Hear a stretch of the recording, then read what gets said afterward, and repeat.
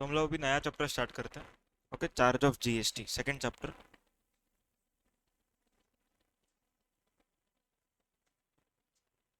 अभी charge of GST जो chapter है, it is contained in CGST act as well as IGST act. Okay, दोनों act को हम लोग थोड़ा कंबाइन करके पढ़ेंगे। Okay, let us understand what is the meaning of charge. Okay, charge का क्या मीनिंग रहता है।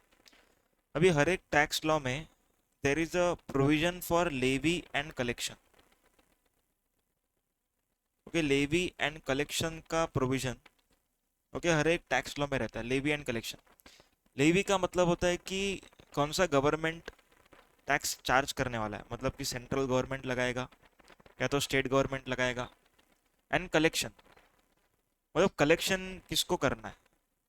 ओके, गवर्नमेंट के बिहाफ पर कलेक्ट कौन करेगा। मतलब देखने जाएंगे तो नॉर्मली इनडायरेक्ट टैक्स तो सप्लायर कलेक्ट करता है, लेकिन कुछ कुछ केसेस में गवर्नमेंट ने बोला है कि रिसिपिएंट को टैक्स भरना पड़ेगा, सप्लायर नहीं भरेगा। ओके, तो हम लोग यहाँ पर सीखने वाले हैं कि कौन ऐसा पर्सन होगा जो जीएसटी गवर्नमेंट तक पहुँचाएगा। ओके, चार्ज का बेसिकली पर्पस क्या है। चार्ज का बेसिकली पर्पस है, सबसे पहला पर्पस है the person liable to pay GST. Okay, सबसे पहला चीज हम लोग जो सीखेंगे चार्ज ऑफ जीएसटी में, the person liable to pay GST. मतलब कि forward charge mechanism. Forward charge mechanism मतलब कि हम लोगों ने अगर समझो कुछ गुड्स सेल किया या सर्विस दिया, हम लोगों ने जीएसटी चार्ज किया। Okay, supplier will charge GST to its recipient. तो रिसिपिएंट क्या करेगा, अपने सप्लायर को जीएसटी देगा, एंड सप्लायर किसको देगा, गवर्नमेंट को देगा। तो पर्सन लायबल कौन होगा ये हम लोग सीखने वाले हैं। Okay, there can be two types of charges that can be forward charge mechanism, जिसमें supplier is liable to pay tax. As second can be reverse charge mechanism, जिसमें recipient is the person liable to pay tax. आ रहा है समझ में। Okay, दो type के लोग हो सकते। कभी कभी सप्लायर को बोलेगी गवर्नमेंट कि आप जीएसटी दे दो, कभी कभी बोलेगी रिसिपिएंट को। सेकंड जो हम लोग इस चैप्टर में सीखेंगे, that is type of tax. Type of tax मतलब कि कौन सा टैक्स लगेगा, whether it would be CGST, SGST, or it would be IGST, or it would be CGST, UTGST, कौन सा टैक्स लगेगा। Okay, that is depends upon nature of supply. अगर intra state supply रहेगा, okay, then it can be CGST, SGST. Okay, inter state supply रहेगा तो it can be IGST. तो depending upon your nature of supply tax would be decided. तो CGST, SGST लगाना है या फिर आईजीएसटी। समझ में आ रहा। अभी इसके लिए हम लोग को आईजीएसटी एक्ट के सेक्शन देखने पड़ेंगे। ओके, इंट्रा स्टेट सप्लाईज क्या होता है ये समझने के लिए हम लोग को आईजीएसटी एक्ट में जाना पड़ेगा। ओके, आईजीएसटी एक्ट में दिया है कि इंट्रा स्टेट सप्लाई किसको बोलेंगे। Okay, same with inter state supply, ये भी आईजीएसटी एक्ट में दिया हुआ है। मतलब ये किस तरीके से बना हुआ है देखो ध्यान से। अगर ट्रांजैक्शन इंट्रा स्टेट रहेगा तो सीजीएसटी, एसजीएसटी पे करना, बराबर है। ट्रांजैक्शन इंट्रा स्टेट है कि नहीं वो कैसे मालूम पड़ेगा, आईजीएसटी एक्ट से। अगर इंट्रा स्टेट निकलता है तो हम लोग को सीजीएसटी पे करना पड़ेगा as per CGST act, and SGST पे करना पड़ेगा एज पर एसजीएसटी एक्ट। आ रहा है कुछ समझ में, किस तरीके से सेक्शंस फॉर्म्ड है। अगर मान के चलो इंटर स्टेट है, ओके, कैसे मालूम पड़ेगा इंटर स्टेट है, आईजीएसटी एक्ट से मालूम पड़ेगा इंटर स्टेट है। टैक्स कौन सा पे करना पड़ेगा, आईजीएसटी। तो आईजीएसटी पे करना है तो आईजीएसटी एक्ट में ही लिखा होगा। Getting the point. तो इंट्रा स्टेट सप्लाईज लिखा हुआ है आईजीएसटी एक्ट में, लेकिन इसके ऊपर जो टैक्स लायबिलिटी आएगा it would be CGST, SGST. Okay, intra state supplies determine करेंगे आईजीएसटी एक्ट से। टैक्स का पेमेंट हम लोग को करना है CGST and SGST. It would be return in CGST act and SGST. Clear है सबको। हम लोग को सिलेबस में आईजीएसटी एक्ट है and CGST. Okay, SGST act is not in our syllabus क्योंकि हर स्टेट का अलग है, अल्टीमेटली सेम ही है ओके, लेकिन फिर भी सिलेबस में नहीं। आप लोगों ने सीजीएसटी पढ़ा मतलब ऑलरेडी एसजीएसटी पढ़ लिया, क्लियर है क्या? लेकिन कुछ रूल्स रहते हैं जो अलग रहते हैं, जैसे ई वे बिल। ओके, ई वे बिल में महाराष्ट्र का लिमिट इज 1 लाख रुपीज, लेकिन गुजरात का 50,000, बिहार का 2 लाख। मतलब हर स्टेट का अलग लिमिट है, तो हम लोग को एक स्टैंडर्ड लिमिट सिखाया जाएगा। ओके, वो हम लोग पढ़ेंगे। समझ में आ रहा है? अभी सीजीएसटी एंड एसजीएसटी पे करना है, ये बात तो कंफर्म हो गया, क्योंकि इंट्रा स्टेट है। अभी हम लोग सीखेंगे किसको पे करना है, सप्लायर को या रिसीवर। ओके, तो ये भी इसी चैप्टर का पार्ट है। Okay, whether to be paid under FCM or under RCM. Okay, ये भी हम लोग इसी चैप्टर में सीखेंगे। Getting the point? समझ में आया? उसके बाद हम लोग सीखेंगे कुछ कुछ ट्रांजेक्शन्स ऐसे होते हैं जिसके ऊपर e commerce operator is going to pay tax. Okay, कुछ ट्रांजेक्शन ऐसे होंगे जिसपे हम लोग ई कॉमर्स से जो पर्सन बेच रहा है उसको लायबल नहीं रख सकते। ओके, जैसे ओला। ओके, ओला का driver is the supplier. Okay, Ola का ड्राइवर सर्विस दे रहा है आपको ट्रांसपोर्टेशन का, लेकिन अगर उसको बोला कि जीएसटी नंबर लो और जीएसटी भरो, वो तो नहीं भरेगा, रिसिपिएंट भी नहीं भरेगा। तो यहाँ पर किसको भरना पड़ेगा? ओला को। ओके, ई कॉमर्स ऑपरेटर को। तो गवर्नमेंट ने कुछ ऐसे ट्रांजेक्शन्स को रखा है जिसमें e commerce operator is going to pay tax. Okay, supplier tax नहीं भरेगा, कौन भरेगा? ई कॉमर्स ऑपरेटर भरेगा। आ रहा है कुछ समझ में? क्लियर है?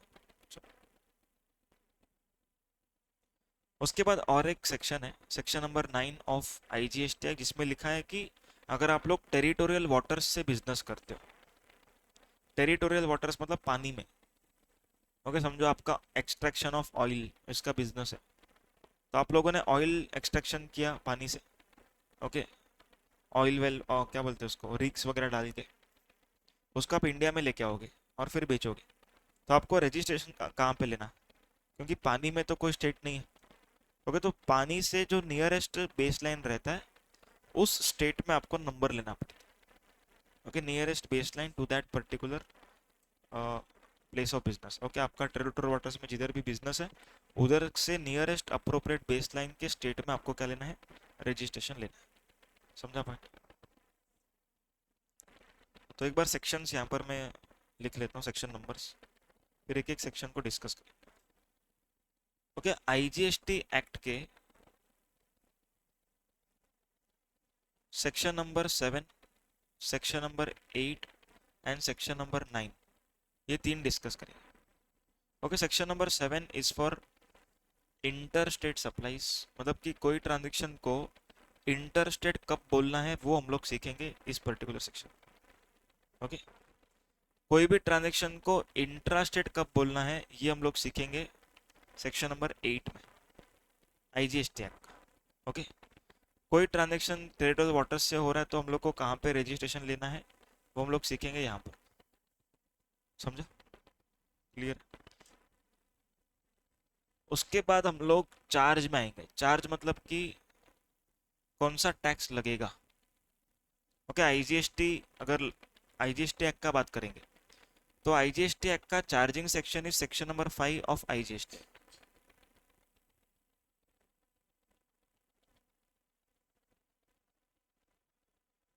Okay, section number 5 of IGST act is the charging section for which supplies?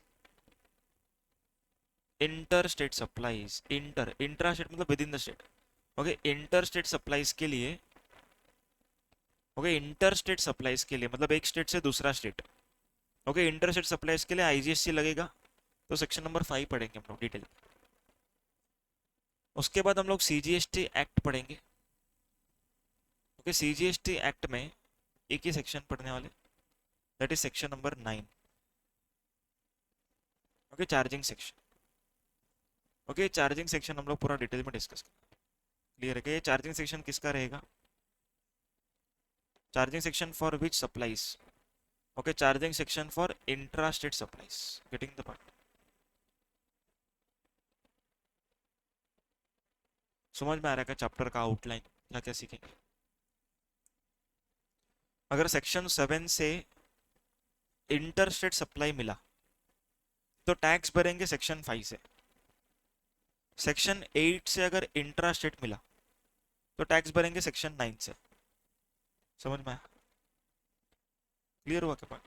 तो सेक्शन 7 एंड सेक्शन 5, ओके, ये दोनों सेक्शन साथ में चलेगा। ओके, एंड ये वाला सेक्शन 8 एंड ये वाला सेक्शन 9, ये दोनों साथ में चलेगा।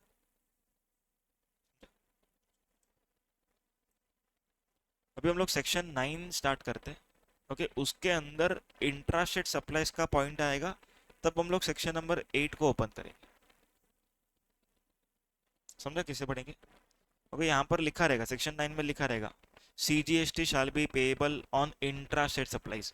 फिर हम लोग इंट्रास्टेट के पॉइंट को ओपन करने के लिए सेक्शन 8 ओपन करेंगे। क्लियर है?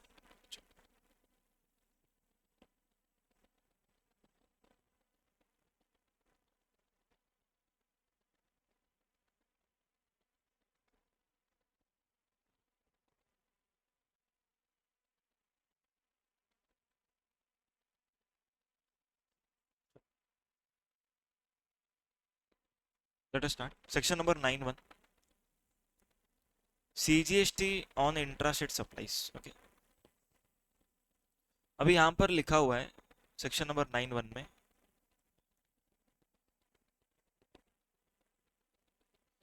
Subject to provisions of section 9(2). Okay, क्या लिखा हुआ है? Subject to provisions of section 9(2), मतलब सेक्शन नंबर 9 सबसेक्शन 2। ओके, इस सेक्शन में कुछ प्रोडक्ट्स लिखे हुए। ओके, इन प्रोडक्ट्स के ऊपर जीएसटी नहीं लगेगी। कौन से प्रोडक्ट के ऊपर? सेक्शन नंबर 9(2) में जो मेंशन है। तो 9(2) में कौन से प्रोडक्ट मेंशनड है वो हम लोग देख लेते हैं। ओके, पेट्रोलियम प्रोडक्ट्स है। पेट्रोलियम प्रोडक्ट मतलब यहाँ पर देखो, पेट्रोलियम क्रूड, ओके, फिर high speed diesel oil, okay, अपना फिर motor spirit petrol, natural gas, okay, CNG वगैरह, जो प्लेन चलाने के लिए लगता है, that is aviation turbine fuel. समझ में आया? हाई स्पीड डीजल ऑयल अपना फार्मूला 1 रेसेस में यूज होता है। ओके, अलग से ऑयल लगता है ना उन लोगों को, तो वो हाई स्पीड डीजल ऑयल है, HSD। एंड पेट्रोलियम क्रूड अपना क्रूड ऑयल। ओके, तो petroleum crude, natural gas, aviation turbine fuel, HSD and motor spirit. Okay, ये 5 ऐसे प्रोडक्ट्स हैं जिसके ऊपर गवर्नमेंट जीएसटी अभी नहीं लगा रहा है। क्योंकि अभी कोई जीएसटी नहीं है, अभी कोई जीएसटी। जीएसटी कब आ सकता है? ओके, जब भी जीएसटी काउंसिल रिकमेंड करेगा तब जीएसटी आएगा। Okay, when ever GST council will recommend, okay, recommend जब भी करेगा, नोटिफाइड डेट से जीएसटी लागू होगा, अभी नहीं लगेगा। क्योंकि इसके ऊपर स्टेट गवर्नमेंट का टैक्सेस बहुत ज़्यादा है। क्योंकि स्टेट गवर्नमेंट का रेवेन्यू बहुत ज़्यादा है इन सब चीज़ों से। तो स्टेट गवर्नमेंट बोलता है कि हम लोग क्यों इसको जीएसटी में आने दे। जीएसटी में आएंगे अगर ये सब प्रोडक्ट्स, तो आधा आधा करना पड़ेगा। अगर पेट्रोल का कॉस्ट इज 40 रुपीज़, उसके ऊपर टैक्स वगैरह मिला के वो 115 हो जाता है। समझ में आ रहा है? तो गवर्नमेंट सेज कि, स्टेट गवर्नमेंट सेज कि हम लोग इसको जीएसटी में आने नहीं देंगे। क्योंकि जीएसटी में अगर ये आ जाएगा तो जो भी टैक्स मिल रहा है वो आधा आधा हो जाएगा। एंड पहली बात, जीएसटी का रेट का एक अपर कैप है, बाद में पढ़ेंगे हम लोग। क्योंकि जीएसटी का रेट का एक अपर कैप है, इससे ऊपर जीएसटी का रेट नहीं हो सकता। क्लियर है क्या? पर पेट्रोल के ऊपर तो 100% टैक्स है। मतलब थोड़ा करके मिला के, कोई टैक्स 10%, कोई 20%, कोई 40%, ऐसा करके वो 100% के ऊपर चले जाते हैं। एक साथ एक टैक्स लगा के बढ़ा नहीं सकते वो लोग। तो पेट्रोल का भाव सस्ता हो जाएगा अगर जीएसटी के एम्बिट में आएगा। And petrol being a scarce product, मतलब कि वो स्कैरसिटी में, उसको अगर हम लोगों ने सस्ता कर दिया, ओके, तो लोग बहुत यूज करेंगे उसको। तो इस वजह से भी पेट्रोल को जीएसटी में नहीं लाया। आ रहा है समझ में? 2 रीजन है जीएसटी में पेट्रोल क्यों नहीं है। पहला तो जीएसटी में आएगा तो सस्ता हो जाएगा, एंड दूसरा, ओके, जीएस अपना स्टेट को टैक्स रेट्स को आधा आधा करना पड़ेगा, बांटना पड़ेगा, शेयर करना पड़ेगा। तो शेयरिंग इज केयरिंग, लेकिन यहाँ पर नहीं। ओके, यहाँ पर शेयरिंग करेंगे तो अपने को कुछ भी नहीं मिलेगा। समझ में आया क्या? मतलब 9(2) के प्रोडक्ट्स के ऊपर कोई जीएसटी नहीं, तो petroleum products are out of ambit of GST. यहाँ तक समझ में? Okay, आगे। उन प्रोडक्ट्स को छोड़ के, उन प्रोडक्ट्स को छोड़ के CGST shall be levied on all intra-state supplies। देखो हम लोग कौन सा एक्ट पढ़ रहे हैं अभी के लिए? ये वाला सेक्शन 9 पढ़ रहे हैं हम लोग। तो ये CGST एक्ट चालू है अभी यहाँ पर, बराबर।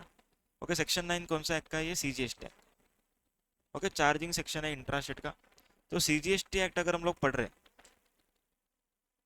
तो यहाँ पर बोला है CGST shall be levied। अगर हम SGST एक्ट पढ़ेंगे तो SGST shall be levied। IGST open करेंगे तो IGST shall be levied। लेकिन अगर यहाँ पर IGST लिखा होगा तो यहाँ पर इंट्रा नहीं लिखा होगा, फिर इंटर होगा। Okay, IGST is levied on which transactions? Interstate. तो अगर सेक्शन 5 में हम बात करेंगे, देखो यहाँ पर मैंने बताया सेक्शन नंबर 5 चार्जिंग सेक्शन है ना IGST का। तो सेक्शन 5 अगर हम ओपन करेंगे तो यहाँ पर होगा IGST shell be levied on inter state supplies. आया समझ में? क्लियर हो रहा है क्या? अभी आगे लिखा है ये लोगों ने, except alcoholic liquor for human consumption. मतलब जो पीने वाला अल्कोहल है उसके ऊपर कोई जीएसटी फिलहाल के लिए नहीं, मतलब वो जीएसटी के डेफिनेशन से बाहर है। Okay, section sorry article number 366(12)(a). कौन सा आर्टिकल? 366(12)(a). ओके, इस आर्टिकल में लिखा हुआ है कि GST is a tax on supply of goods or services or both except alcoholic liquor for human consumption. मतलब कि जो पीने वाला अल्कोहल है उसके ऊपर कोई जीएसटी नहीं है, लेकिन जो इंडस्ट्रियल यूज वाला अल्कोहल है, मतलब सैनिटाइजर में जो यूज होता है, उन सब के ऊपर जीएसटी है। Are you all getting the? मतलब total there are 6 products which are not in GST. 6 products है। कौन से 6 प्रोडक्ट है चलो बताओ।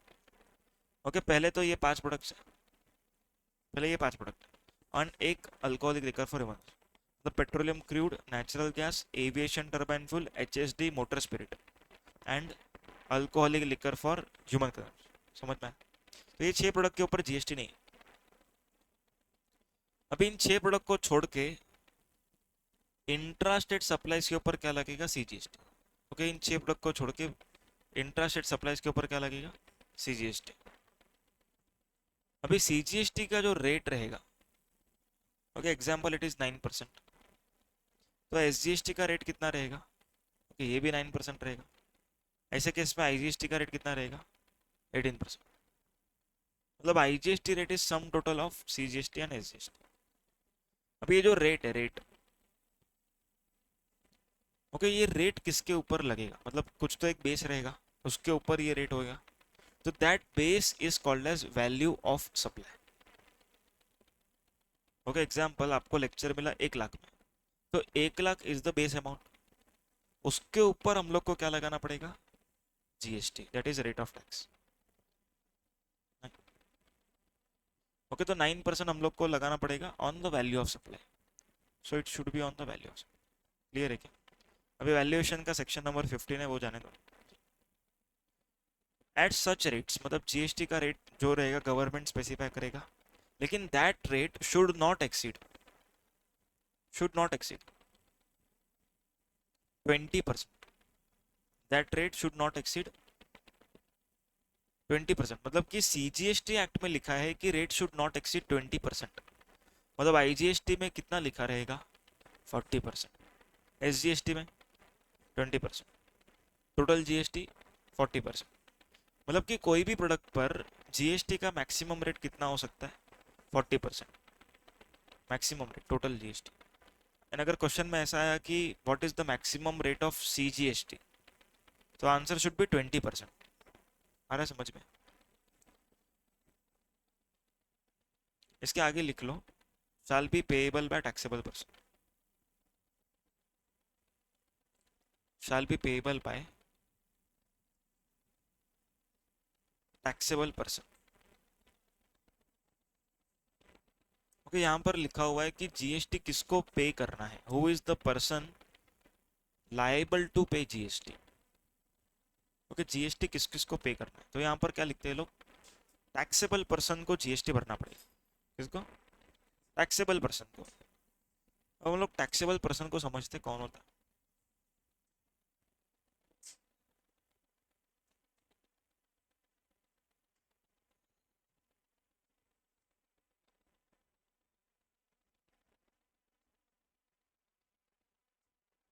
Okay, taxable person,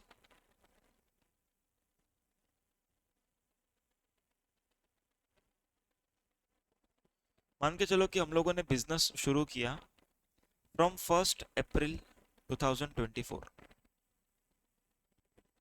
okay, from 1 अप्रैल 2024 हम लोगों ने एक बिजनेस शुरू किया। हम लोग का बिजनेस का जो सेल्स है वो 30 सितंबर तक, ओके 30 सितंबर तक it reached 20 lakh rupees. Okay, ये पीरियड में अपना सेल्स हो गया 20 लाख रुपीज। क्लियर है क्या? मतलब हमने बिजनेस शुरू किया 20 लाख का, जो थ्रेशोल्ड लिमिट होता है, थ्रेशोल्ड लिमिट समझते हो? थ्रेशोल्ड मतलब एक लिमिट है जिस तक आपको नंबर लेने का जरूरत नहीं पड़ता। उससे ऊपर अगर अपना सेल्स गया तो हम लोग को नंबर के लिए जाना पड़ेगा, चाहे कंपोजिशन स्कीम होगा या तो नॉर्मल स्कीम, दोनों में से कुछ तो एक हम लोग को नंबर के लिए जाना पड़ेगा।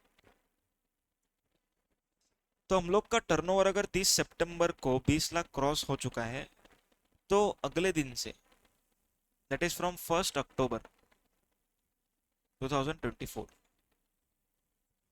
Okay we are liable for registration. Okay, from 1 October we are liable for registration.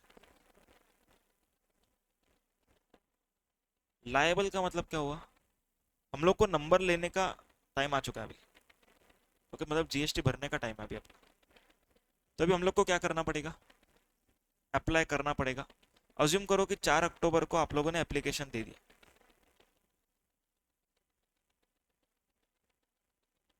4 अक्टूबर को आप लोगों ने क्या किया? एप्लीकेशन दे दिया फॉर रजिस्ट्रेशन, कि हम लोग को नंबर चाहिए। हमने सब डिटेल दे दिया, प्लेस ऑफ बिजनेस दिया, बिजनेस का नाम, पार्टनर्स या तो डायरेक्टर्स जो भी है, सब कुछ डिटेल आपने दिया। ओके, अभी आप लोग को नंबर मिलेगा थोड़े दिनों में। ओके, पूरा चेकिंग वगैरह होएगा। समझो 15 अक्टूबर को आप लोग को जीएसटी नंबर मिल गया।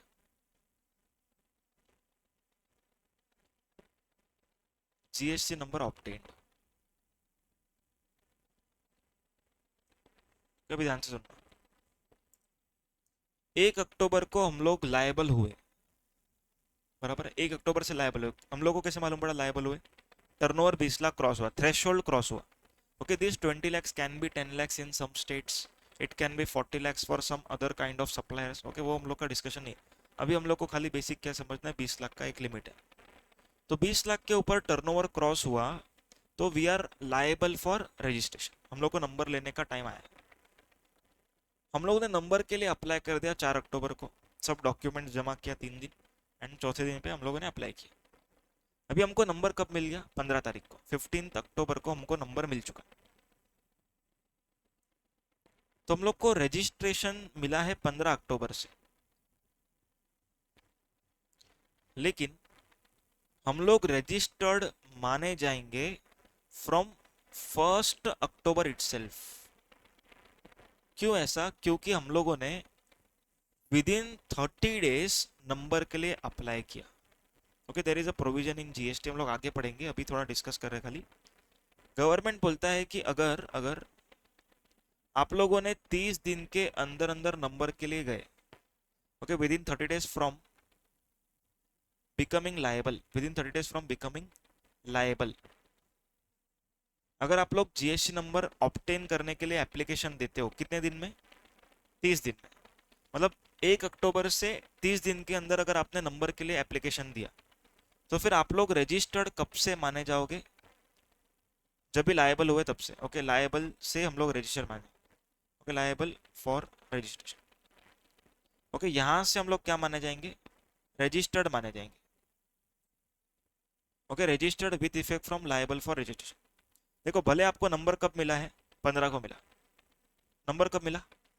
15 को। लेकिन गवर्नमेंट के नजरों में हम लोग रजिस्टर्ड कब से माने गए? 1 तारीख से।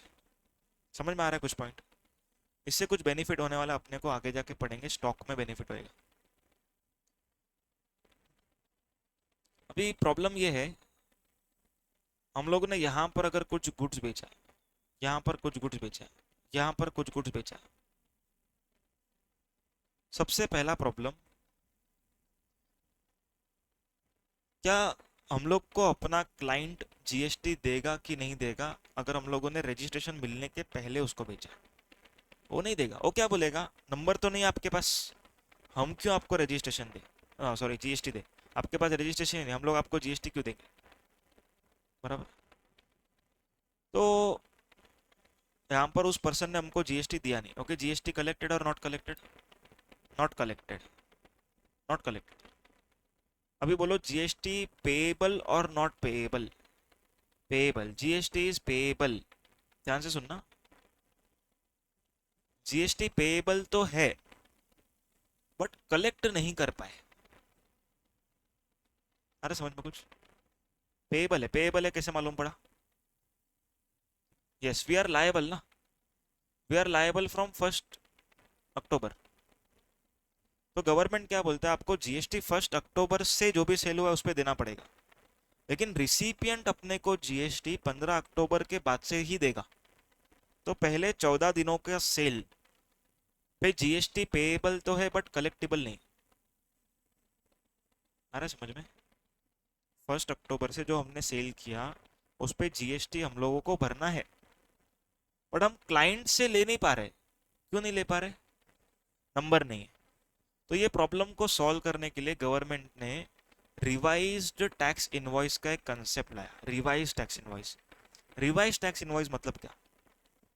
रिवाइज टैक्स इनवॉइस मतलब कि जो सेल हमने यहाँ पर किया ये 3 दिनों में, इसका हम लोग एक इनवॉइस उसको वापस से देंगे। ओके, यहाँ पर हमने जो इनवॉइस दिया रहेगा, एग्जाम्पल हमने उसको 100 रुपये का इनवॉइस दिया, तो बोलता है 18 रुपया यहाँ पर ऐड मत करो। क्यों ना बोला उसने ऐड करने को? नंबर नहीं है। तो गवर्नमेंट बोलता है कोई बात नहीं, जब आपको नंबर मिल जाएगा उसके 1 मंथ के अंदर अंदर, ओके, उसके 1 मंथ के अंदर अंदर आप लोग क्या कर सकते हैं, रिवाइज टैक्स इनवॉइस इशू कर सकते हैं उन्हीं रिसिपेंट्स को। ओके, उन लोग को क्या बोल सकते हैं आप उनको बोल सकते हैं कि देखो अभी हमारे पास नंबर आ गया, ओके, ये लो टैक्स इनवॉइस, ये लो जीएसटी का अमाउंट, अब मेरे को जीएसटी दो। मतलब government gives you opportunity to collect GST and pay to government, but when, only when you opt for registration within 30 days। अगर आप 30 दिन के बाद नंबर के लिए जाते हो तो ये बेनिफिशियल प्रोविजन आपके लिए नहीं है। समझ में आ रहा है कुछ पॉइंट? क्लियर है सबको? वापस से एक बार रिपीट कर रहा हूँ फॉर द लास्ट टाइम, ध्यान से सुन लो। हम लोग लायबल हुए 1 अक्टूबर से। गवर्नमेंट बोलता है कि अगर 30 दिन के अंदर अंदर आप लोग रजिस्ट्रेशन के लिए एप्लीकेशन देते हो, नॉट नेसेसरी नंबर भी 30 दिन में मिल जाए, नहीं चाहिए। 30 दिन में क्या होना चाहिए? एप्लीकेशन। आपने अगर एप्लीकेशन दे दिया 30 दिन में, हम आपको रजिस्टर्ड कब से मानेंगे? जिस दिन आप लायबल हुए। भले आपको 15 अक्टूबर को नंबर मिला, पर हमारी नजरों में आप कब से रजिस्टर्ड हो? 1 अक्टूबर से रजिस्टर्ड। क्लियर है क्या? तो 1 अक्टूबर से रजिस्टर्ड है तो हम लोग को जीएसटी कलेक्ट करने का मौका मिलना चाहिए। देखो, registered person can collect GST, बराबर है। गवर्नमेंट हमको मानती है ना 1 अक्टूबर से रजिस्टर्ड, सो जीएसटी कलेक्ट करने का भी मौका दो। तो गवर्नमेंट से दिया मौका, किस तरीके से दिया? रिवाइज टैक्स इनवॉइस इशू करने का चांस दिया। Okay, revise tax invoice we can issue, okay, for sales between which period, come on, liable for registration से लेके till date of grant of registration. Okay, इसको हम लोग date of grant of registration बोलते हैं technical language में। तो date of effective registration से date of grant of registration, इस पीरियड के सेल्स के लिए we can issue revised tax invoice within 1 month. 1 month कहां से गिनेंगे? 1 अक्टूबर से कि 15 अक्टूबर से? देखो, 1 अक्टूबर नहीं, क्योंकि हम लोग को मालूम ही नहीं है कि रजिस्ट्रेशन हमको 4 नवंबर को मिलेगा कि वो लोग और लेट करेंगे। नंबर मिलने के बाद, समझ में आ पॉइंट? क्योंकि 1 अक्टूबर से गिनेंगे तो वो लोग जानबूझ के 30 अक्टूबर के बाद नंबर देंगे फिर। समझ में आता? कि टाइम ही खत्म हो जाए आपका। तो हमेशा क्या देखा जाएगा? Date of grant of registration से 1 महीने के अंदर समझ में आया पॉइंट, लॉजिक समझा इधर से क्यों लिया। यहाँ से लेंगे तो वो लोग देंगे नहीं नंबर अपने को 30 दिन में, जानबूझ के डिले करेंगे फिर, ताकि हम लोग रिवाइज टैक्स इनवॉइस ना इशू कर पाए। तो यहाँ से 1 महीने में हमको क्या देना है, रिवाइज टैक्स इनवॉइस।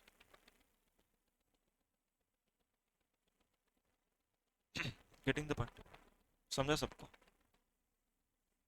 अच्छा, हम लोग टैक्सेबल पर्सन पढ़ रहे थे। टैक्सेबल पर्सन मतलब कि पर्सन लायबल फॉर रजिस्ट्रेशन। हाँ,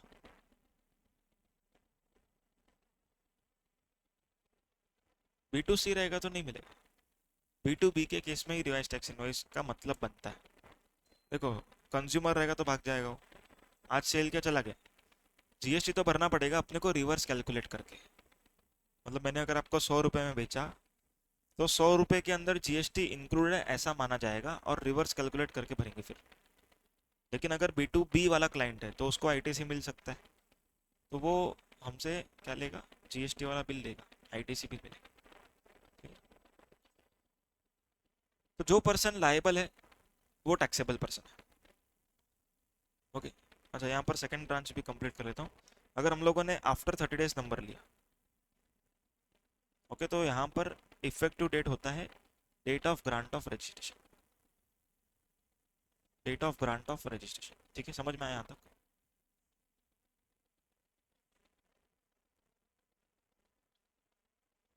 क्लियर है क्या? तो टैक्सेबल पर्सन में दो लोग आते हैं। सबसे पहला तो हम लोगों ने सीख लिया person liable for registration. Okay, liability का सब पॉइंट्स क्लियर है क्या? देखो, आगे तक के सब डाउट्स अपने हो गए, एक साथ ही कर लिए। Okay, liable. Second is registered person. Second is registered person मतलब क्या, गवर्नमेंट बोलता है कि जो पर्सन बिना थ्रेशोल्ड क्रॉस करे जीएसटी नंबर ले लेता है वॉलेंटरीली। वॉलेंटरीली मतलब कि आज मेरा सेल भले 2 लाख रुपए का, नंबर का एक्चुअल में जरूरत नहीं है मेरे को, बट मैं फिर भी नंबर ले लेता हूँ ताकि मैं कुछ कैपिटल गुड्स परचेस करना चाहूँ तो आईटीसी मिले। बराबर। तो मैंने क्या किया, मैं रजिस्टर्ड हो गया। कि मैं रजिस्टर्ड हो गया, जरूरत नहीं था फिर भी हो गया रजिस्टर्ड। तो क्या मैं गवर्नमेंट को ऐसा कह सकता हूँ कि एक बार 20 लाख का लिमिट तो आने दो, उसके बाद जीएसटी भरूंगा? एक बार रजिस्टर्ड हो गए तो उधर से ही जीएसटी भरना शुरू कर। ओके, अभी गवर्नमेंट आपके 20 लाख के लिए नहीं रुकेगा, क्योंकि गवर्नमेंट अगर आप रजिस्टर्ड होते तो आईटीसी भी देता है ना। मतलब आप आईटीसी पूरा लो लेकिन 20 लाख के बाद जीएसटी भरो, ऐसा नहीं चलेगा। ओके, जब से आप रजिस्टर्ड हो तब से ही आप लोग को जीएसटी भरना पड़ेगा। सो टैक्सेबल पर्सन के डेफिनेशन में दो लोग आते हैं। कौन दो हैं? सबसे पहला liable for registration and second already registered. समझा सबको? क्लियर है क्या? एक बार 9(1) एंड 9(2) वापस से बता रहा हूँ। 9(1) subject to provisions of section 9(2), मतलब 9(2) में 5 पेट्रोलियम प्रोडक्ट्स है, उसके ऊपर no GST. Petroleum crude, natural gas, aviation turbine fuel, HSD, motor spirit. Subject to provisions of section 9(2), CGST shall be levied on all intra state supplies. Intra state supplies क्या होता है हम लोग बाद में पढ़ेंगे। Okay, intra state supplies at a rate not exceeding 20% on value of supply and shall be payable by taxable person. Okay, alcoholic liquor for human consumption के ऊपर there is no GST। Clear है सबको? समझा? पक्का clear? अभी CGST किसके ऊपर लग रहा है? इंट्रा स्टेट सप्लाई के ऊपर लग रहा है।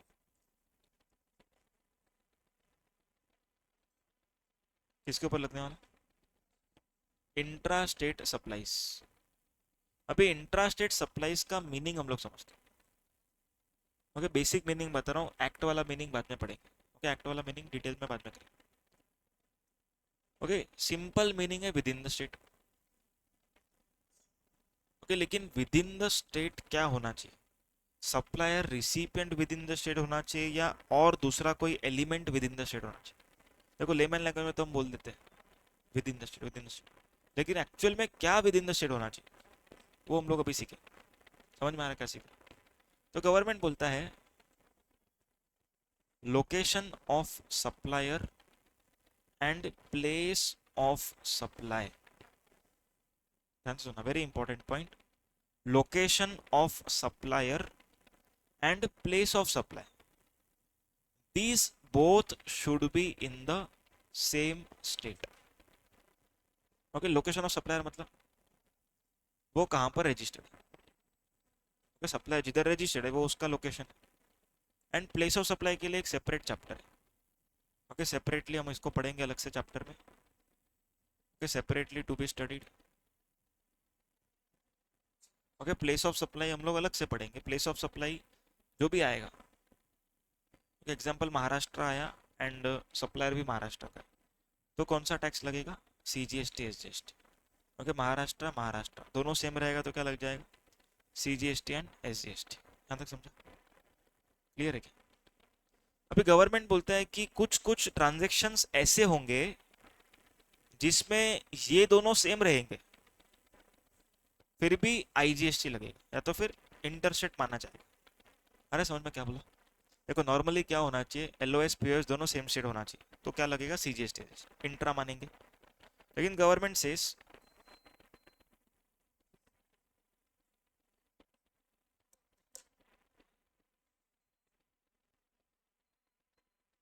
लेकिन गवर्नमेंट बोलता है कि कुछ कुछ ट्रांजेक्शन ऐसे होंगे जिसमें दोनों जन सेम स्टेट होंगे पर फिर भी उसको इंटर स्टेट माना जाएगा। Okay, that transaction is supplies made to special economic zone.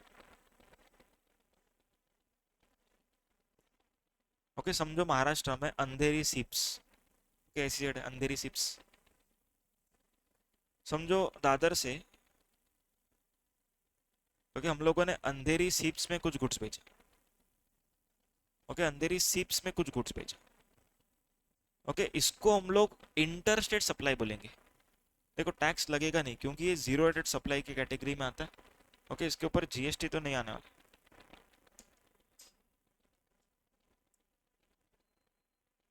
Okay, इसके ऊपर कोई GST आने नहीं वाला है, लेकिन इसको हम लोग कौन सा टाइप ऑफ टैक्स बोलेंगे, ओके, कौन सा टाइप ऑफ सप्लाई बोलेंगे, इंटर स्टेट सप्लाई बोलेंगे। समझ में आ रहा है क्या? दोनों सेम स्टेट है पर फिर भी हम लोग क्या बोलेंगे, इसको इंटर स्टेट। समझ में आ रहा है? क्यों इंटर स्टेट बोला? क्योंकि SEZ को हम लोग मानते हैं outside India. Okay, for the purpose of tax law उसको हम लोग कैसे ट्रीट करते हैं कि ये आउटसाइड इंडिया है, तो दादर से आउटसाइड इंडिया बेचा मतलब इट इज इंटर स्टेट। समझा? ओके, एंड सेक्शन में स्पेसिफिकली लिखा भी है, वो हम लोग पढ़ेंगे अलग से। अगर within the same state LOS and POS रहा, LOS and POS, not LOS and LOR, supplier recipient दोनों सेम स्टेट नहीं, सप्लायर एंड क्या सेम स्टेट होना चाहिए, प्लेस ऑफ सप्लाई।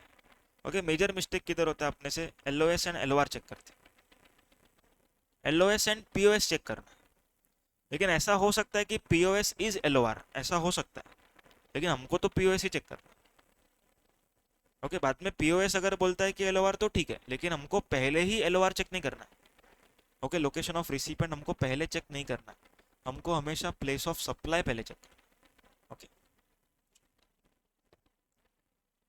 मान के चलो कि महाराष्ट्र में LOS है एंड POS भी महाराष्ट्र, कौन सा टैक्स आएगा, CGST एंड SGST दोनों आएगा, बराबर। अगर महाराष्ट्र टू गुजरात है, IGST आएगा। Okay, Maharashtra SEZ, okay, to non acid और वाइस वर्सा, दोनों में से कुछ भी हो सकता है, पहले नॉन एसिड ले लेते हैं। ओके, महाराष्ट्र का नॉन एसिड एरिया रहेगा, उसने महाराष्ट्र के SEZ एरिया में सेल किया, क्या टैक्स लगेगा, IGST लगेगा, तो लगेगा, लेकिन नहीं तो ये रिफंडेबल हो जाएगा, तो इसको बोलेंगे इंटरस्टेट सप्लाई। आ रहा है समझ में, क्लियर हो? ओके,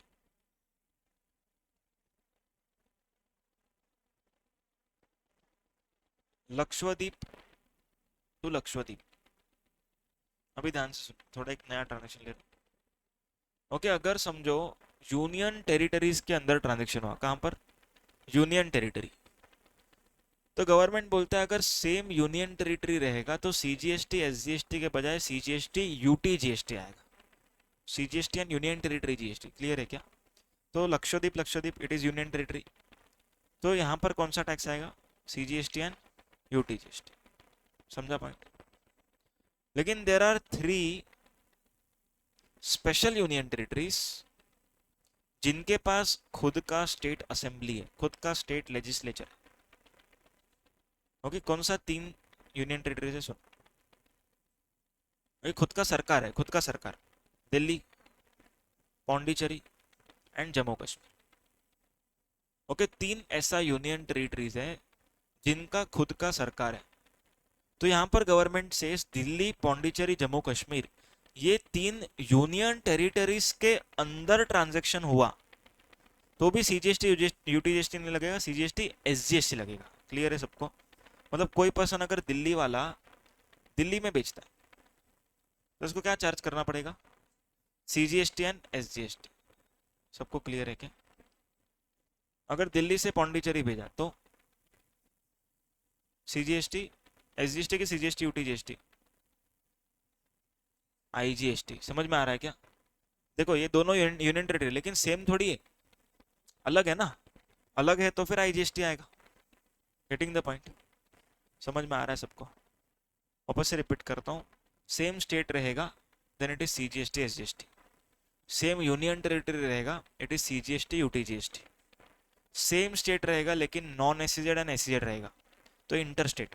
ओके, टैक्स लगेगा नहीं लगेगा बाद में देखेंगे, इंटर स्टेट माना जाए। ओके, उसके बाद 3 ऐसा स्पेशल यूनियन टेरिटरीज जिसके अंदर अगर हमने ट्रांजेक्शन किया then the transaction would be leviable to CGST SGST. कौन सा 3 यूनियन टेरिटरीज है? Okay, Delhi, Pondicherry and Jammu Kashmir. आया समझ में सबको? क्लियर है क्या? ओके, 9(2) हो गया अपना। कुछ पेट्रोलियम प्रोडक्ट्स के ऊपर जीएसटी नहीं है। ओके, 5 पेट्रोलियम प्रोडक्ट्स, तो अपना सेक्शन 9(1) एंड 9(2) हुआ। समझा? 9(1) 9(2) कंप्लीटेड। फिर 9(3) का खाली इंट्रोडक्शन दे रहा हूँ अभी। ओके, आधा घंटा है। ओके, आधे घंटे में इंट्रोडक्शन हो जाएगा। सेक्शन 9(3) का खाली इंट्रोडक्शन करा, डिटेल में बाद में देखेंगे।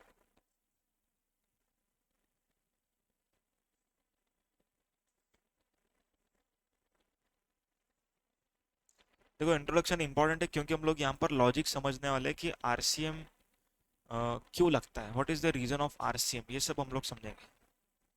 ठीक है, आरसीएम में हम लोग को लायबिलिटी कैश में ही क्यों पे करना है। देखो आपको बेसिकली कुछ कुछ चीज़ें मालूम होंगी लेकिन उन सब का लॉजिक डिस्कस करेंगे। आईटीसी हमको सेम मंथ में क्यों मिलेगा, ओके, कैश पे करने के बाद ही क्यों मिलेगा, ओके, वो सब हम लोग लॉजिक, क्योंकि प्रोविजन तो इंटर में पढ़ा ही होगा तो लॉजिक नहीं पढ़ा होगा शायद, तो लॉजिक हम लोग discuss- पहले प्रोविजन फिर logic. Okay, section number 9(3) is for reverse charge mechanism. किसके लिए ये? Reverse charge mechanism.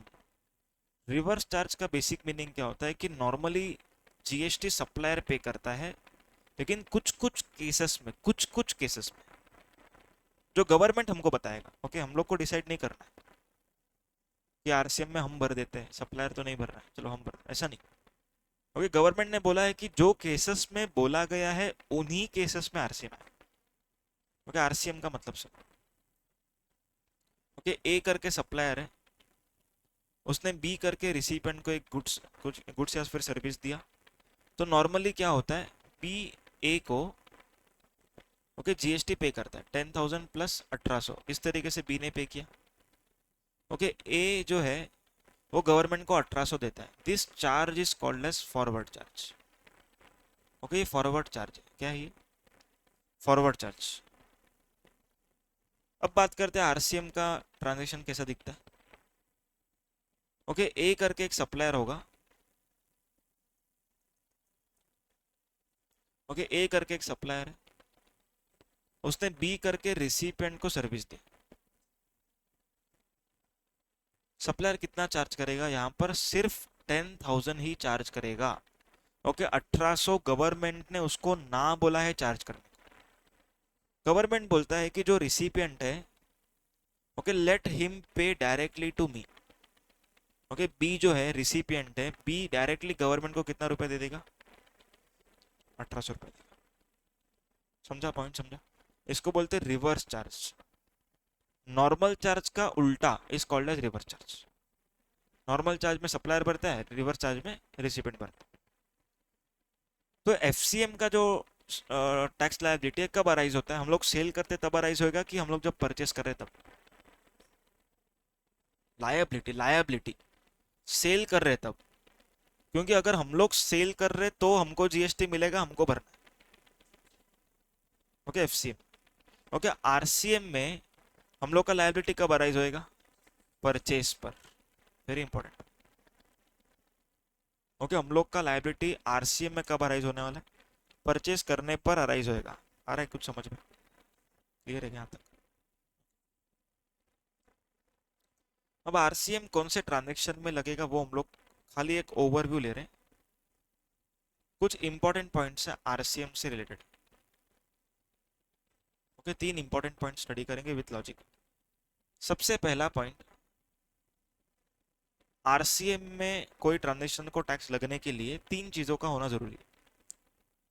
सबसे पहला कि वो जो सप्लायर होगा वो स्पेसिफाइड सप्लायर होना चाहिए। क्या होना चाहिए? Specified supplier. मतलब गवर्नमेंट ने जितने ट्रांजैक्शन आरसीएम में बताए उन सब ट्रांजैक्शन में एक कैटेगरी ऑफ सप्लायर बताया हुआ है। हर एक ट्रांजैक्शन में कैटेगरी ऑफ सप्लायर बताया हुआ है, वही सप्लायर होना चाहिए, उसके अलावा कोई सप्लायर नहीं चलेगा। ओके, ये सप्लायर क्या प्रोवाइड करना चाहिए? Specified service. ओके, किसको प्रोवाइड करना चाहिए? तो answer is specified receipt. Okay, it can be registered, it can be unregistered, but it should be specified receipt. आ रहा है कुछ समझ में? क्या क्या होना चाहिए देखो। स्पेसिफाइड सप्लायर होना चाहिए, ऐसा कोई भी सप्लायर नहीं चलेगा। कौन होना चाहिए? Specified supplier. क्या सर्विस देना चाहिए? Specified service. स्पेसिफाइड सर्विस मतलब गवर्नमेंट ने जो नोटिफाई किया है वही सर्विस। अब एग्जांपल, लेक्चर सर्विस नोटिफाइड नहीं है तो इस पे आरसीएम नहीं आएगा। समझ में आ रहा है पॉइंट? किसको प्रोवाइड करना चाहिए? किसको प्रोवाइड करना चाहिए? स्पेसिफाइड रिसिपिएंट को ही प्रोवाइड करना है। Specified recipient, getting the point? Specified recipient. किसी को भी दिया तो नहीं चलेगा, उसी को देना जो स्पेसिफाइड। एक एग्जांपल लेते हैं। मान के चलो कि गवर्नमेंट ने रिकवरी एजेंट के सर्विस को आरसीएम में रखा। रिकवरी एजेंट, रिकवरी एजेंट मतलब कि ऐसा पर्सन जो बैंक के बिहाफ पे, ओके, जो लोग लोन का अमाउंट नहीं दे रहे उनसे रिकवरी करता है। तो रिकवरी एजेंट बैंक को सर्विस देता है। Okay, recovery agent is providing services to bank. मान के चलो गवर्नमेंट ने इस ट्रांजेक्शन को आरसीएम में रखा है। ओके, इस ट्रांजेक्शन किस में रखा है? आरसीएम में। तो रिकवरी एजेंट कौन है? सप्लायर है कि रिसिपेंट है? सप्लायर। बैंक कौन है? Recipient. Okay, recovery agent is supplier, bank is recipient. तो यहाँ पर जीएसटी किसको? गवर्नमेंट को देना पड़ेगा, बैंक को देना पड़ेगा। आ रहा है समझ में? क्लियर हो रहा है? अभी मान के चलो कि कोई क्लासेस है, ओके, जिसके स्टूडेंट्स फीस पे नहीं करते। तो क्लासेस ने क्या किया? रिकवरी एजेंट को अपॉइंट किया, बोला कि स्टूडेंट के घर पे जाओ और पैसा लेके आओ। तो ऐसा ट्रांजेक्शन। तो अभी रिकवरी एजेंट किसको सर्विस दे रहा है अपने अभी वाले केस में? Recovery agent is providing services to classes.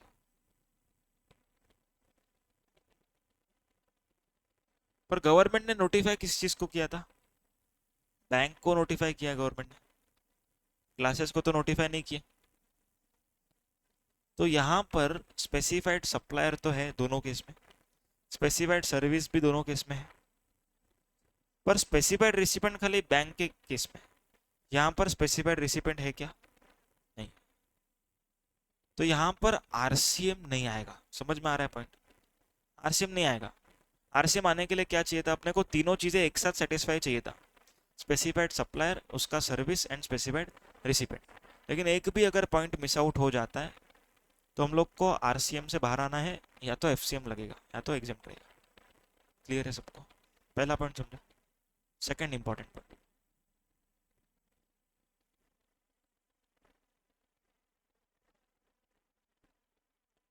RCM liability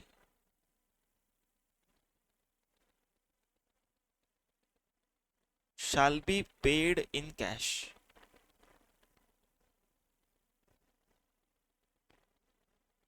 okay, RCM liability shall be paid in cash। अभी कैश का मतलब है कि you can not use ITC to pay RCM liability. Okay, एक एग्जांपल लेता हूँ, पहले प्रोविजन समझा रहा हूँ, उसके बाद लॉजिक पे जाएंगे। अज्यूम करो कि मेरे पास आईटीसी है 10,000 रुपीज का। ओके, मतलब बेनिफिट है मेरे पास 10,000 का, मैंने परचेज किया, उससे बेनिफिट जनरेट हुआ। मेरा फॉरवर्ड चार्ज का जो लायबिलिटी है वो जीरो है, इस मंथ में कुछ सेल ही नहीं हुआ। ओके, तो लायबिलिटी कितना है? Zero. Liability zero, liability zero है। पर मैंने इस बार रिकवरी एजेंट का सर्विस लिया है। ओके, तो आरसीएम का मेरे को लायबिलिटी अराइज हो रहा है से 1,800 रुपए का। ट्रांजेक्शन देखो, मेरा सेल्स जीरो है। ओके, मेरे पास परचेज है, आईटीसी है, एंड आरसीएम का लायबिलिटी भी है। ओके, आरसीएम का लायबिलिटी सेल करने से जनरेट होता है कि परचेज करने से? परचेज कर, परचेज करने से जनरेट होता है। ओके, तो हम लोगों ने परचेज किया होगा कुछ सर्विस, तो आरसीएम का लायबिलिटी आया। नाउ क्वेश्चन इज, ये 1,800 पे तो करना है ना अपने को, पर गवर्नमेंट से ये 1,800 को पे करने के लिए you can not use this 10,000 rupees ITC. Okay, आप लोगों को ये 1,800 रुपया पे करना ही पड़ेगा बिना आईटीसी के यूज करें। अगर आईटीसी को यूज करके पे करते एग्जाम्पल, तो पे करने को जीरो आता, क्योंकि आईटीसी है ना उतना, उससे ज्यादा ही आईटीसी। पर गवर्नमेंट क्या बोलते, आईटीसी को यूज करे बिना पे करो। मतलब आपके जेब से पैसा जाना चाहिए। ओके, आपके जेब से पैसा जाना चाहिए 1,800 रुपया। समझ में आया? अभी हम लोग लॉजिक समझते हैं, प्रोविजन समझा? ओके, यू हैव टू पे कैश, आपको कैश में भरना ही पड़ेगा। अभी लॉजिक समझते हैं।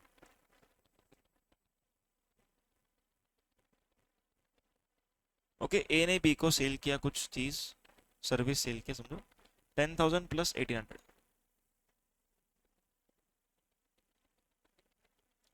Total is 11,800।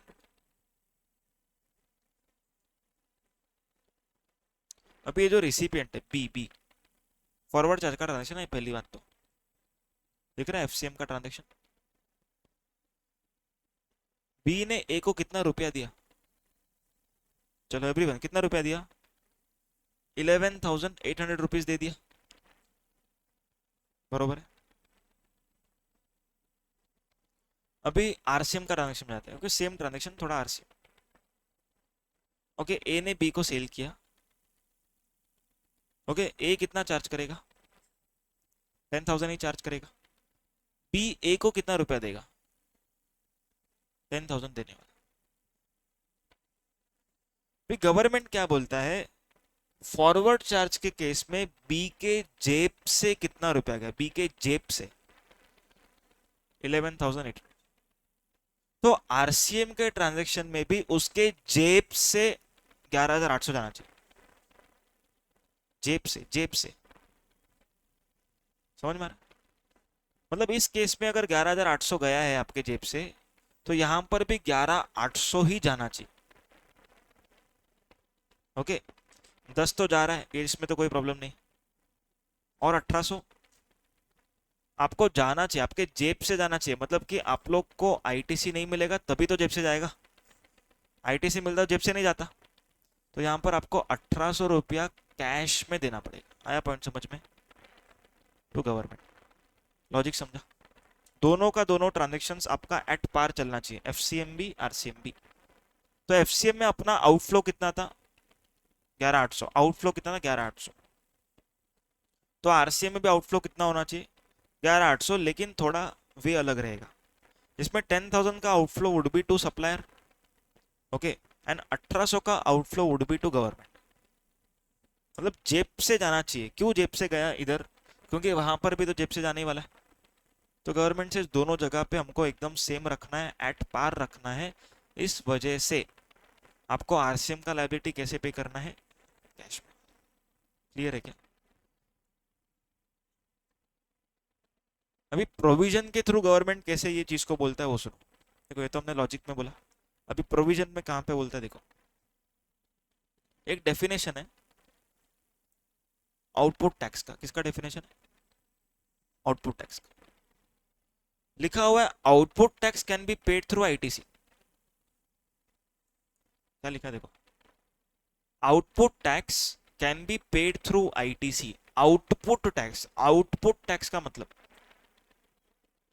बोलो आउटपुट टैक्स का मतलब, सेल्स के लायबिलिटी के ऊपर जो टैक्स आ रहा है, सेल्स के ऊपर टैक्स आ रहा है, उसको पे करने के लिए you can use your ITC. इसका मतलब ये हुआ कि परचेस के ऊपर जो टैक्स भरने को आ रहा है, ओके, उसको हम आईटीसी से पे नहीं कर सकते। And RCM liability is arising on account of our purchase, not on account of our sale. समझ में आया? तो ये आरसीएम का लायबिलिटी जो आया है हमारे खरीदने की वजह से आया, पर आउटपुट टैक्स पे करने के लिए आईटीसी यूज कर सकते हैं।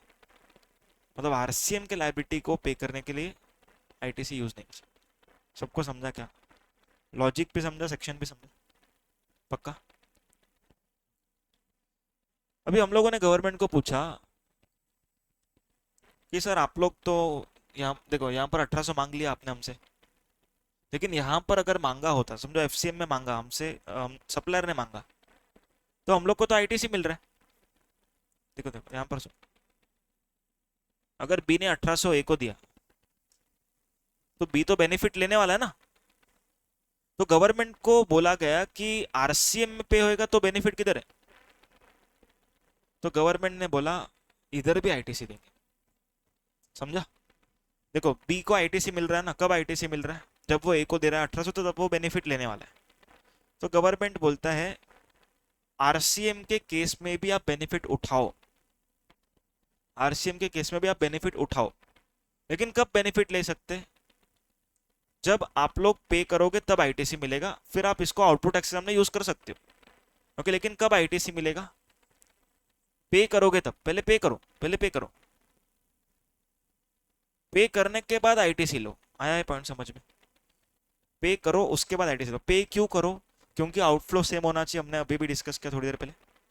एंड फिर आईटीसी लो। क्यों आईटीसी दे रही है? क्योंकि एफसीएम के केस में तो आईटीसी दे रही है ना, तो अभी भी देना चाहिए। सबको समझ में आया? सबको क्लियर है? नाउ क्वेश्चन आ रहा है कि गवर्नमेंट अपने से पैसा लेने के बाद ही क्यों आईटीसी दे रही है? पैसा लेगी फिर आईटीसी देगी ना, क्यों ऐसा कर रही है? बराबर बराबर। टैक्स हम पे नहीं करेंगे तो आईटीसी नहीं मिलेगा। ओके, अभी ये पॉइंट बराबर है, लेकिन इसको हम लोग आईटीसी के चैप्टर के थ्रू समझते हैं। ओके, ए ने बी को सेल किया, forward charge transaction 10,000 plus 1800। Okay, B ने इसको कितना रुपया दिया? ओके, 11,800, इतना रुपया दिया। अभी अगर थोड़ा सा आईटीसी का चैप्टर याद है, थोड़ा सा, उसमें एक कंडीशन था सप्लायर शुड पे टैक्स, तभी रिसिपेंट को आईटीसी मिलेगा। ओके, कंडीशन था उस टाइम पर। क्या था? मतलब गवर्नमेंट को जब अगर ए से 1800 मिलेगा, तभी गवर्नमेंट क्या करेगा? बी को आईटीसी देगा। देखो गवर्नमेंट क्या बोलता है कि अगर मेरे को 1800 मिलेगा ही नहीं, तो मैं आईटीसी थोड़ी दूंगा। तो गवर्नमेंट बोलता है कि ए जब तक हमको ये पैसा नहीं देगा हम आईटीसी नहीं देंगे। समझ में आया? Same logic government is carrying in RCM. जब तक आप पैसा नहीं दोगे आपको आईटीसी नहीं मिलेगा। आया पॉइंट समझ में? मतलब ITC is available only after payment of tax, but in the same month, but in the same month, उसी मंथ में मिलेगा जिस मंथ में आप पे कर रहे हो। मतलब अप्रैल का लायबिलिटी आप मई में पे कर रहे हो, तो अप्रैल में आईटीसी मिलेगा। उसको बोलते हैं सेम मंथ। ओके, अप्रैल का लायबिलिटी 20 मई को पे होएगा, आईटीसी भी 20 मई को ही मिलेगा। सबको समझा? Last point for RCM, RCM के स्पेसिफाइड रिसिपिएंट को, आरसीएम के स्पेसिफाइड रिसिपिएंट को कंपलसरी रजिस्ट्रेशन लेना पड़ेगा। ओके, वो ऐसा नहीं बोल सकता कि सर मेरा सेल्स तो बहुत कम है, ओके मैं नंबर नहीं लूंगा, सेल्स बहुत कम है मैं नंबर नहीं लेता हूँ, वो ऐसा नहीं बोल सकता। ओके, उसको मैंडेटरी रजिस्ट्रेशन लेना ही पड़ेगा, बिकॉज वो specified recipient. Okay, specified recipient को कंपलसरी रजिस्ट्रेशन ऐसा कहाँ लिखा है? सेक्शन 24 करके एक बाद में आएगा, उसमें लिखा है कि आरसीएम के रिसिपिएंट को कंपलसरी नंबर लेने का। Okay, he can not give excuse कि मेरा सेल तो कम है ना, जाने दो। ओके, ऐसा वो एक्सक्यूज दे नहीं सकता। Getting the point? 4 पॉइंट समझा क्या क्या बताया, मैं वापस से रिपीट कर रहा हूँ। सबसे पहला, आरसीएम लगने के लिए क्या 3 चीज होना चाहिए? Specified service, sorry specified supplier ने स्पेसिफाइड सर्विस देना चाहिए टू स्पेसिफाइड रिसिपिएंट, तभी आरसीएम लगेगा। सेकंड पॉइंट, आरसीएम का लायबिलिटी हमेशा कैश में पे होगा। ओके, परचेज के ऊपर आता है एंड कैश में पे होगा, समझ में? पे करने के बाद हम लोग क्या ले सकते हैं? आईटीसी ले सकते हैं, एंड ये आईटीसी कहाँ पे यूज कर सकते हैं? To pay forward charge liability. Again, ITC can not be use to pay RCM liability, तो फॉरवर्ड चार्ज की लायबिलिटी के सामने यूज करने वाले हम लोग। क्लियर है? एंड लास्ट पॉइंट, आरसीएम का जो रिसिपिएंट होगा उसको मैंडेटरी रजिस्ट्रेशन है। ओके, वो ऐसा नहीं बोल सकता कि सर मेरा सेल कम है मैं नंबर नहीं लूंगा। ओके, ऐसा एक्सक्यूज नहीं चलेगा। Getting the point? आरसीएम का इंट्रोडक्शन हुआ, सबको लॉजिक समझ में आया? That's it for today.